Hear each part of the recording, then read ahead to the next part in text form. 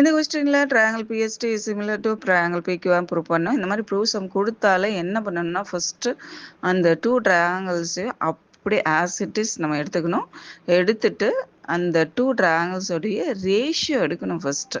அதுக்கு ரேஷியோ எப்படி எடுக்குன்னு பார்க்கலாம். ஃபர்ஸ்ட் ட்ரையாங்கிளோட ஃபர்ஸ்ட் 2 வெர்டிசஸ் எடுத்துக்கணும். அதே மாதிரி செகண்ட் ட்ரையாங்கிளோட ஃபர்ஸ்ட் 2 வெர்டிசஸ் எடுத்துக்கணும். அதாவது பிஎஸ் பை பிக்யூ ஒன் சைடோட ரேஷியோ கிடைச்சாச்சு. அடுத்தது செகண்ட் சைட் கண்டுபிடிக்கணும்.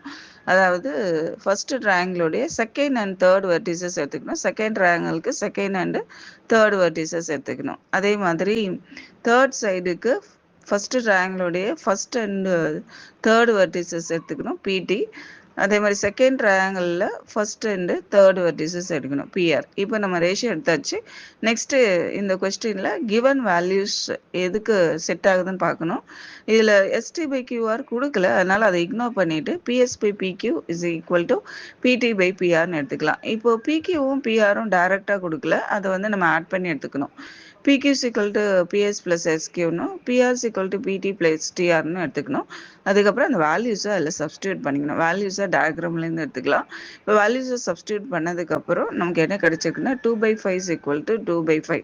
அதாவது PS by PQ is equal to PT by PR. இதோட மீனிங் என்னன்னா இந்த 2 ட்ரையாங்கிள்ஸோடைய கரஸ்பாண்டிங் 2 சைட்ஸோட ரேஷியோ ஈக்குவலாக இருக்குன்னு அர்த்தம்.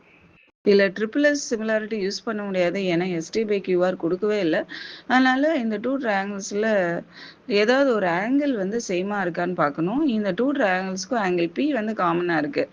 அப்போது நம்ம side angle side similarity use பண்ணி இந்த 2 ட்ரையாங்கிள்ஸும் சிமிலர்னு ப்ரூவ் பண்ணலாம்.